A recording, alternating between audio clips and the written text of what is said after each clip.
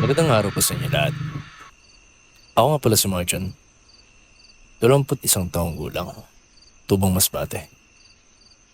Isa akong working student noon at para makatulong sa gastusin sa bahay, tinanggap ko ang alok ng tiyuhin kong si Mang Rodel na magtrabaho bilang tagapag-alaga ng isang matandang mag-asawa na nakatira sa malayong baryo sa bundok na Masbate. Wala raw masyadong gustong mag-alaga sa dalawang matanda dahil sa matandang paniniwala na may kamalasan daw kapag napalapit sa kanila. Pero syempre, hindi ako naniniwala sa mga ganun. At kailangan ko ng pera. At para sa akin, trabaho lang yan. Umaga ng Miyerkules, nung una kong dinala ni Mang Rodel sa tirahan ni Lola Pilar at Lolo Ben. Napapalibutan ng punong kahoy ang buong paligid. Presko ang hangin. Pero may kakaibang pakiramdam sa lugar. Hindi ko agad naintindihan kung kababay yun o senior culture shock lang. Pagdating namin, nakangiti si Lola Pilar. Maputi ang buhok, nakalugay, pero mapupula ang mata. Si Lola Ben naman, tikom lang ang bibig at halos hindi nagsasalita. Napansin ko agad na pareho silang mapapansin sa titig. Parang hinuhukay ka ng kanilang mga mata. Oh, Marjon. Ikaw na bahala rito Madali lang naman trabaho mo. Inis, luto, at bantay lang. Wala kang ibang aalalahanin. Bili ni Mang Rodel bago siya bumalik sa bayan. Kinagabihan, habang kumakain kami, napansin ko na hindi sila kasabay kumain. Inano ko pa si Lola Pilar. Lola, kain na po kayo. Hindi na po. Mamaya na kami ng lolo mo. Mas gusto namin ng tahimik. Wala na akong sinabi. Pero bago ako matulog, dumungaw ako sa bintana ng kusina. At nakita ko sila kumakain ng parang hilaw na karne.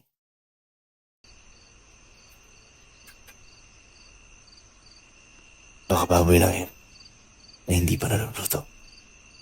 Bulong ko sa sarili ko. Pilit na inawagaglit ang kaba. Isang linggo ang lumipas. Unti-unti akong nakaramdam ng panlalamig sa paligid. Kada 2:00 ng madaling araw, may naririnig akong mga kaluskos sa labas ng bintana. Minsan, para bang may humahaplos sa bubong ng silid ko. Isang gabi, nilakasan ko ang loob ko at sumilip ako sa siwang ng bintana. Nakita ko si Lolo Ben. Nakasampa sa bubong ng sariling bahay. Hubad ang katawan at habang nakaluhod ay para siyang may kinakain. Dali-dali akong dumapa sa banig. Nanginginig ang buong katawan. Hindi ko alam kung ano ang unahin ko. Ang takot o ang tanong kung anong nilalang pa talaga sila. Kinabukasan, nagkunwari akong walang nakita. Pero mapapansin nung parang alam nilang gising ako nung gabing yon. Si Lola Pilar, habang nagwawalis sa bakuran, bigla akong tinitigan sabay sabing, Marjon, may mga bagay sa bundok na huwag mo nang pakilaman para hindi ka masaktan. sinabi niya yon nang hindi ko man lang siya tinatanong tungkol sa nakita ko. Gusto ko nang umuwi. Pero wala akong sapat na pera. At kung aalis ako, baka lalo lang ako mapahamak. Isang araw, may dumaan na matandang babae. Taga-bari sa baba. Tinawag niya ako habang nag-iigib ako ng tubig sa puso. Iho, may babala ako sa'yo. Yang inaalagaan mong matanda. Hindi na tao yan. Matagal na silang pinaghihinala ang aswang dito. Marami nang nawala sa lugar na yan. At lahat ng alagang naiwan sa kanila ay hindi na nakauwi. Nanlaki ang mata ko. Bakit po hindi sinasabi sa iba? Natatakot ang mga tao, iyo. Pero ikaw na ang bahala sa sarili mo. Huwag kang patulog-tulog sa gabi. At kung makaramdam ka ng bigat sa dibdib, huwag mong hayaang mauna silang lumapit sa iyo.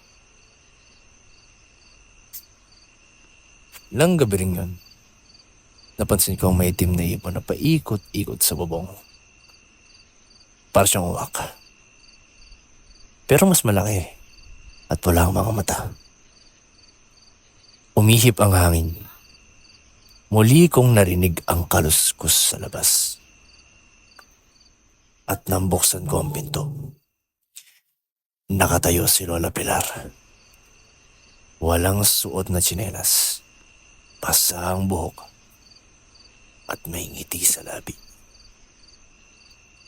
Marjon, gutom ka na ba? Hindi po. Tapos na po ako. Talaga lang ha? Kami, gutom na. Pagkasabi niya nun, parang nag-iba ang itsura ng mukha niya. Umusli ang mga ngipin. Lumaki ang mga mata. At bago pa ako makatakbo, narinig ko ang yapak ni Lolo Ben mula sa likod. Dali-dali akong tumakbo palabas.